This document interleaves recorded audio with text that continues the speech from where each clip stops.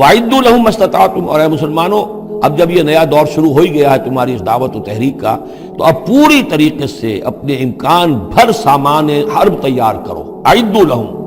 اعداد تیاری کرنا، اسلحہ تیار کرو، سامان جنگ تیار کرو، گھوڑے تیار رکھو، رسالہ تمہارا ہونا چاہیے، جو بھی تمہارے لیے ممکن ہے۔ یہ توکل کا مطلب یہ نہیں ہے کہ تم ہاتھ پر ہاتھ دھر کر بیٹھ رہو اللہ تمہاری مدد کرے گا۔ اعدوا لہم ما استطعتم،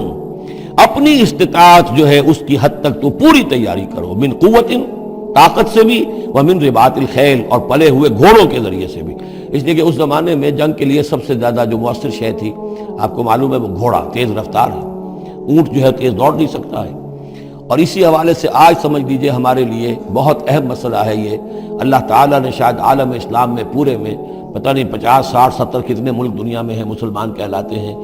ایک ملک ہے صرف جسے ایٹمک صلاحیت دی ہے، اور یہ امانت پوری امت مسلمہ کی ہے، مسلمانوں نے پاکستان کے پاس۔ اور اس کے بارے میں اگر امریکہ کا دباؤ قبول کر لیا گیا تو یہ سب سے بڑی خیانت ہوگی اللہ کے ساتھ، امت مسلمہ کے ساتھ، اللہ کے دین کے ساتھ۔ وہ اسرائیل لے کر بیٹھا ہوا ہے ایٹم بم کے، اس کے پاس انبار لگے ہوئے، لیکن یہ ہے کہ ساری پالیسی جو چل رہی ہے وہ یہ کسی طریقے سے پاکستان کا، ایک عراق کے بارے میں اندیشہ ہوا تھا کہ اسے ایٹمی دانت نکل سکتے ہیں،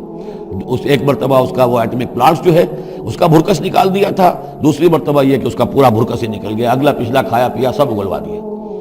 اب پاکستان پر سارا دباؤ، ساری ڈپلومیسی بھی چل رہی ہے اس وقت، کان کھولنے کی اور آنکھیں کھول کر دن گزارنے کی ضرورت ہے۔ ہمیں حکم یہ کہ جو بھی اللہ نے تمہیں دیا ہے، تمہارا امکان، جو بھی تمہارے پاس امکانی طاقت ہے اسے سنبھال کر رکھو، ڈیٹرنٹ۔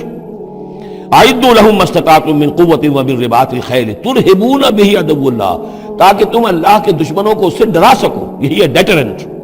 معلوم ہو کہ ان کے پاس وہ طاقت ہے۔